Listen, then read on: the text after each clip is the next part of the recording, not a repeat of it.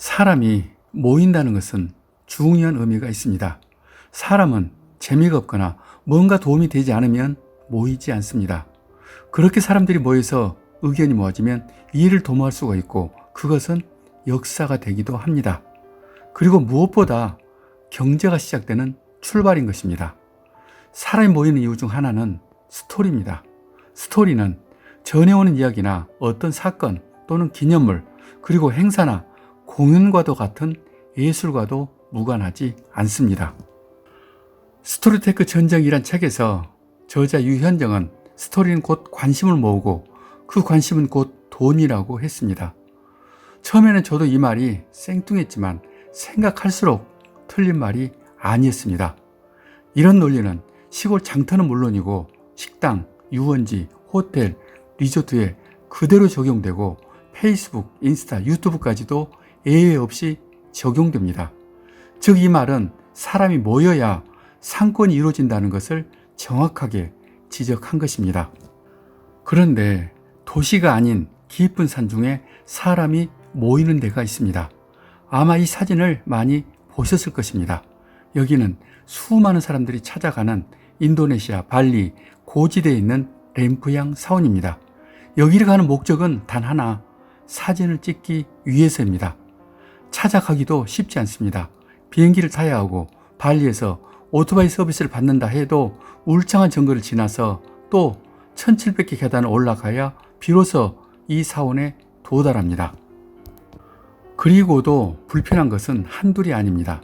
마음대로 사진을 찍을 수도 없고 또 아무리 이쁜 옷을 입고 가도 여기서는 남녀 모두가 사롱이라는 천조가리로 몸을 가려야 하고 그리고 이 사진처럼 물에 비친 사진을 찍고 싶겠지만 그런 분들은 완전히 속은 것입니다.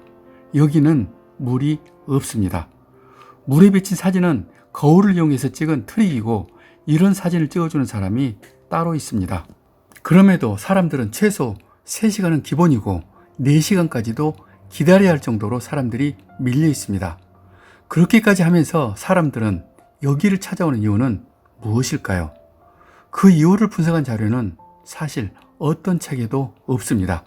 그래서 저 나름으로 분석한 것인데 여러분께서 공감해 주실지는 모르겠습니다. 우선 사람의 심리를 이해해야 합니다.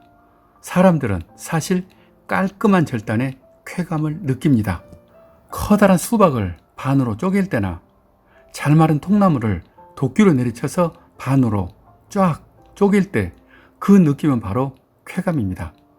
보는 사람까지 느끼는 중독성이 있습니다. 이런 느낌은 미술에서도 자주 나타납니다.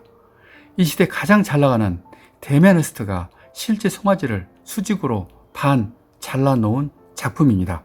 그리고 엄마 소 아기 소의 몸통을 싹둑 잘라서 서로 등지게 한 어찌 보면 잔인한 작품입니다. 저는 이것도 일종의 절단의 미나 쾌감이라고 보고 있습니다. 그리고 여기는 사우디의 유명 관광지입니다. 높이가 약 9m인 이 바위가 왜 유명할까요? 그 이유는 단 하나, 예리한 절단 때문입니다. 인도네시아 발리 이 깊은 산 중에 사람이 찾는 이유 중 하나도 바로 이 절단입니다. 정성스럽게 쌓은 탑을 가운데 수직으로 절단하고 그 갈라진 틈에서 보이는 파란 하늘은 천국으로 가는 문, 신비 그 자체입니다. 그래서 사람들이 여기를 천국의 문이라고 하는 것입니다. 2023년 이 천국의 문을 방문한 사람은 총 34만 4,669명이고 그중 90%가 외국인입니다. 그리고 사진을 찍으려고 왔다는 사람은 100%입니다. 이제 램프양 사원 입장료도 올랐습니다. 스님들이 돈 맛을 안 것입니다.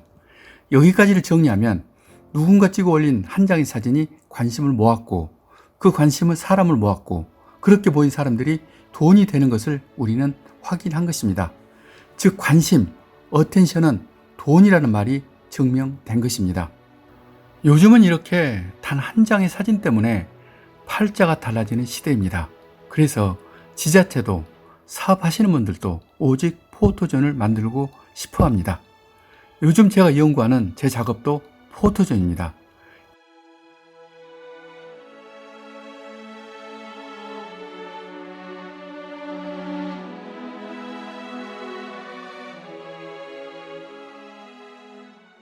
이 영상이 여러분께 도움이 되었으면 좋겠습니다. 여기까지 저는 작가 이철이었습니다. 예술 제국의 길은 우리가 세계 정상으로 가는 가장 빠른 길입니다. 이 영상을 구독하시는 것은 그 길을 함께 가는 것입니다.